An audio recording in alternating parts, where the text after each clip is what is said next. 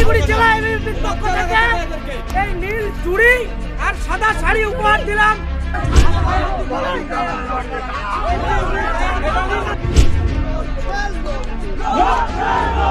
সন্দেশখালীর ঘটনাকে কেন্দ্র করে তার প্রতিবাদে জলপাইগুড়ি পুলিশ সুপারের কাছে ডেপুটেশন জমা দিতে যায় এবিভিপির কর্মীরা।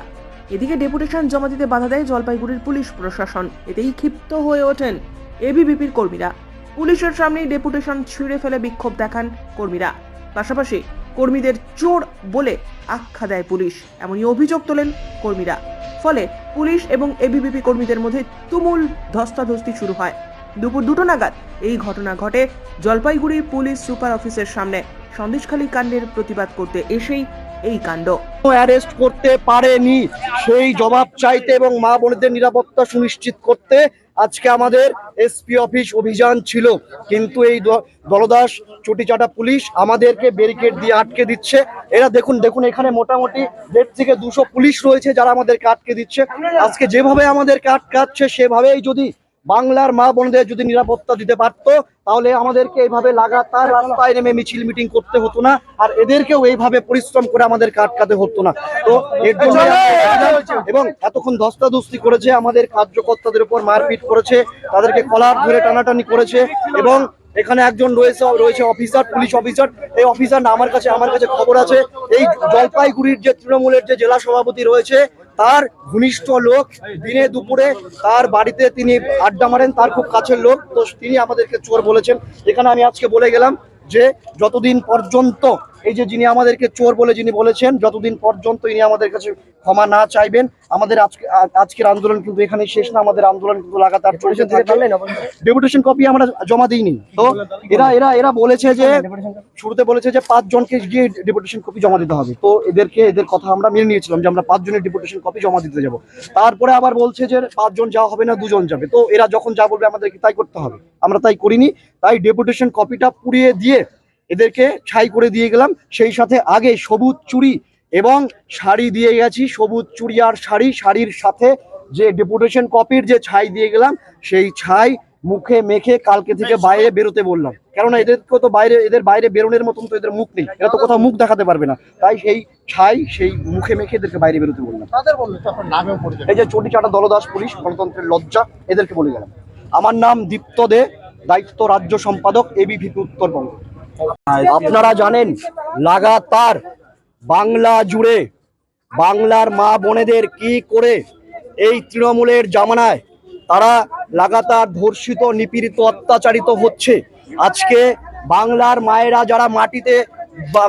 যারা রয়েছে তারা কিন্তু আজকে মাটিতে শুয়ে, মাটিতে লুটিয়ে পড়ে তারা কিন্তু কাঁদছে।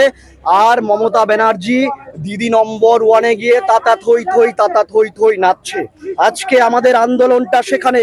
একজন মহিলা মুখ্যমন্ত্রী হয়ে তিনি কেন বাংলার লক্ষ্মীদের, বাংলার মহিলাদের নিরাপত্তা দিতে পারবেন না? সেই সুবাদেই সারা রাজ্য জুড়ে বিদ্যার্থী পরিষদের আন্দোলন চলছে, বিদ্যার্থী পরিষদ আন্দোলন করছে। আজকে আমরা এই জলপাইগুড়ি এসপি অফিসে এসেছিলাম এসপি কে জানানোর জন্য যে শেখ শাহজাহানকে কেন অ্যারেস্ট করছেন না।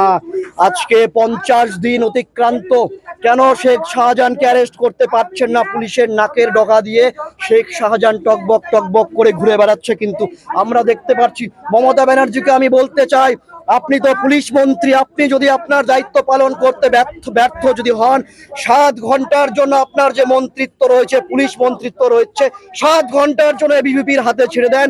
বাংলা থেকে বাংলায় কোথায় এই অত্যাচার রয়েছে, কোথায় বাংলায় ধর্ষণ রয়েছে, সব কিন্তু 7 দিনের মধ্যে কিন্তু পরিষ্কার করে দেব।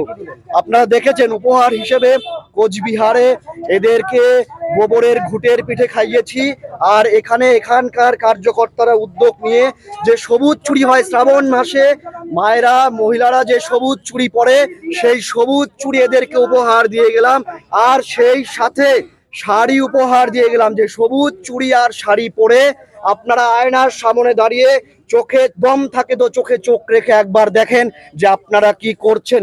আপনারা বাংলার মায়েদের, বাংলার মহিলাদের নিরাপত্তা দিতে পারছেন না, কিন্তু বিদ্যার্থী পরিষদকে, এরকম একটা রাষ্ট্রবাদী সংগঠনকে যারা বাংলার মহিলাদের নিরাপত্তা সুনিশ্চিত করবার জন্য রাজপথে নেমেছে, তাদেরকে আপনারা আটকাচ্ছেন। পুলিশের সাথে বেশ কয়েকবার শুধু ধস্তাধস্তি নয়, এই দলদাস পুলিশ এরা এরা সন্দেহ হলে এরা টিএমসির পার্টি অফিসে গিয়ে এরা চায়ের আড্ডায় মেতে ওঠে। রাতকে রাত এরা এরা এরা এরা কি বলবো এদেরকে, রাতকে রাত এরা টিএমসির যে জেলা সভাপতি বা টিএমসির যারা নেতৃত্ব রয়েছে তাদের সঙ্গে এরা রাতের পর রাত বসে এটা সংগঠন সাজানোর যে কাজ সেগুলো করে। তো এরা আজকে আমাদের কার্যকর্তাদের ধস্তাধস্তি থেকে শুরু করে তাদেরকে কলার টানতে টানতে টেনে হিচড়ে তাদেরকে মাটিতে শুইয়ে দিয়েছে। এদেরকে অকথ্য কুকথ্য ভাষায় গালিগালাজ করেছে। এদের মুখের যা ভাষা, এদের মুখের যা গালি, সেগুলো ভাষায় প্রকাশ করার মতন না। আমাদের মতো রাষ্ট্রবাদী সংগঠন যারা রয়েছে তাদের মুখে এরকম ভাষা আসবে না। আপনি ক্যামেরাটা একবার ঘুরিয়ে দেখান এদিকে। এই যে সামনে দাঁড়িয়ে রয়েছে, তো ইনি যে ভাষায় কথা বলেছেন, যে ভাষায় গালি দিয়েছেন, তো ভাষায় প্রকাশ করার মতো না, ভাষায় প্রকাশ করার। ব্যুরো রিপোর্ট, উত্তরের প্রহরী।